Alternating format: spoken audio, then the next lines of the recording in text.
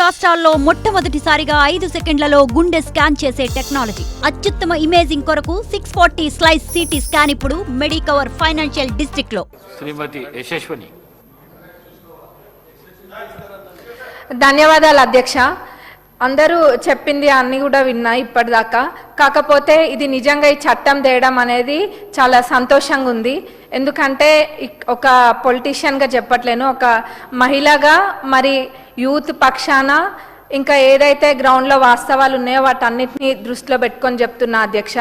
ఇవాళ రేపు ఉన్న పరిస్థితులలో సోషల్ మీడియా వేదికగా, అది ట్విట్టర్ అయినా, ఫేస్బుక్ అయినా, ఇన్స్టాగ్రామ్ అయినా, వాట్సాప్లో అయినా కానీ ఎంత అసభ్యంగా పెడుతున్నారంటే అది ఎవరు అంటే కుటుంబ సభ్యులు ఎవరు కూడా దాన్ని చూసే విధంగా లేదు. అది ఎవరి గురించి అయినా కానివ్వండి, అంటే ఉత్త పొలిటికల్గా ఉన్న వాళ్ళదే కాదు, నార్మల్గా ఊర్లలో ఉన్న వాట్సాప్ గ్రూప్లలో కూడా వాళ్ళు అర్ధరాత్రి 12-1 దాకా కూడా ఇవన్నీ మెసేజెస్ పెట్టుకుంటూ ఉంటారు. అంటే అదేదో కక్షలు ఏదో గట్టు పంచాయతీలో లేకపోతే వాళ్ళ కుటుంబాలకు పంచాయతీలు ఉన్న తీరుగా అన్ని కూడా మెసేజ్లు చాలా వల్గర్గా పెట్టుకుంటారు. ఇప్పుడు ఏదైనా నచ్చకపోతే దాన్ని విమర్శించడం వేరు, కానీ ఒక వల్గారిటీ తోటి దాన్ని వాళ్ళు పెట్టే మెసేజ్లు అనేది ఆ కుటుంబాలు చూసినా లేకపోతే పర్సనల్గా ఆ మనుషులు చూసినా కానీ వాళ్ళు చాలామంది అందరు ఒకటేలాగా ఉండరు. అందరు దాన్ని రిసీవ్ చేసుకునే వే ఒకటేలాగా ఉండదు. కొంతమంది చాలా సున్నితంగా ఉంటారు. అట్లాంటి వాళ్ళందరూ కూడా కొన్ని చర్యలు అంటే చేపడుతూ ఉంటారు. అవన్నీ ఇప్పుడు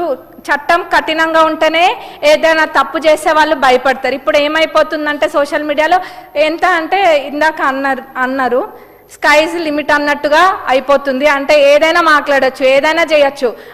ఒకటి ఇట్లా కాల్చి వాళ్ళ మీద వేయచ్చు, గుడ్డ కాల్చి మీద వేయచ్చు అన్న విధంగా మాట్లాడుతున్నారు. అది చాలా బాధాకరము. ముఖ్యంగా నేను ఒక సందర్భంలో అనుకున్నా, అంటే అందరు అన్ని అంశాలు కవర్ చేసిండ్రు, కానీ మహిళల గురించి ఒకటి ప్రత్యేకంగా మాట్లాడాలనుకుంటున్నా. మహిళలు ఏదైనా బయటకు రావాలంటేనే ఇవాళ రేపు అన్ని రంగాలలో మహిళలు ఉన్నారు, కానీ బయటకు వచ్చిండ్రంటేనే ఎన్నో ఎదుర్కొని వాళ్ళు బయటకు వచ్చి వర్క్ ప్లేస్లలో అయినా కానివ్వండి, లేకపోతే పొలిటీషియన్స్గా కానివ్వండి, డాక్టర్స్కైనా, అడ్వకేట్స్కైనా అన్నిట్లో మహిళలు ముందుకు వచ్చిండ్రు అని అంటే ఇప్పటికీ ఎంత అడ్వాన్స్గా మనం ఉన్నా కానీ ఏదో ఒకటి ఇబ్బంది అనేది ప్రతి మహిళకు ఉంటుంది. అట్లాంటి సందర్భంలో దాన్ని ఎంకరేజ్ చేసే విధంగా ఉండాలి, కానీ మహిళల పట్ల కూడా చాలా అసభ్యకరంగా వల్గర్గా మాట్లాడడం, మరి పర్సనల్గా వెళ్ళడము, అంటే రీజన్ ఫర్ నో రీజన్ ఇవన్నీ కూడా జరుగుతున్నాయి. అంటే ఏం నేర్పిస్తున్నాం? ఇప్పటికే సోషల్ మీడియా అనేది ఒక రకంగా ఎంత మంచో అంతకు మించిన చెడు వేలో ఇది ముందుకెళ్తుంది. దీన్ని అరికట్టాలి అని అంటే ఫ్యూచర్ జనరేషన్స్ని కూడా మనము ప్రొటెక్ట్ చేసుకోవాలి అన్న ఇది ఉంటే ఇట్లాంటి చట్టం తేయడం అన్నది చాలా అవసరము. ఇప్పుడు ఇంకా ఫ్యామిలీలని కూడా లాగుతూ ఉంటారు ప్రతి దాంట్లో. ఇది చాలా హ్యూమిలియేటింగ్ ఉంటుంది రిసీవ్ చేసుకోవడం. ఇప్పుడు చట్టాన్ని కఠినం చేసినామని అంటున్నారు, కానీ దాని ద్వారా ఒక్క ప్రాణం పోయినా కానీ ప్రపంచంలో ఉన్న సంపద అంతా ఒక పక్కన పెట్టి ఆ ప్రాణాన్ని తీసుకురావాలన్నా కానీ తీసుకురాలేని పరిస్థితి. అట్లాంటి వాటి కోసం ఇట్లాంటి చట్టం ఉండడంలో ఎటువంటి తప్పు లేదు. ఇంకా అదే కాదు, మనం చూస్తున్నాము ఇప్పుడు ఛానల్స్, మీడియా ఛానల్స్ ఇవన్నీ కూడా ఎంత అంటే ఇప్పుడు నిజాలు చెప్పిన దానికన్నా కూడా ఎంటర్టైనింగ్ అనో లేకపోతే మంచి కన్నా కూడా చెడు తొందరగా వ్యాపిస్తుంది. ఇవాళ రేపు మన నిజాలు వాకిటి దాటక ముందే అబద్ధాలు ప్రపంచాన్ని జుట్టేస్తున్నాయి. ఇవన్నీ కూడా అందరం చూస్తున్నాము. ఇంతకుముందు వాళ్ళు అన్న మాట వాస్తవమే కావచ్చు, ఎందుకంటే మేము కూడా అప్పుడు ఎలక్షన్స్లో తిరిగిన సమయంలో ఏమైనా మాట్లాడితే చాలు మమ్మల్ని లోపలేసేస్తున్నారు అన్న సందర్భాలు ఎన్నో ఉన్నాయి. కానీ ఈరోజు నేను పదే పదే ప్రజాప్రభుత్వం అని ఎందుకు అంటున్నానంటే ఈరోజు చూడొచ్చు ఒక్కొక్క పొలిటీషియన్స్ మీద ఎన్ని పెడుతున్నా కానీ ఎవరు దానిపైన ఎటువంటి చర్యలు తీసుకోవట్లేము. ఎందుకంటే సహనంతో చూస్తున్నాము, కానీ ఎవరైనా కానీ మనుషులే, ఎవరికైనా ఒకసారి మనసు నొచ్చుకుంటుంది.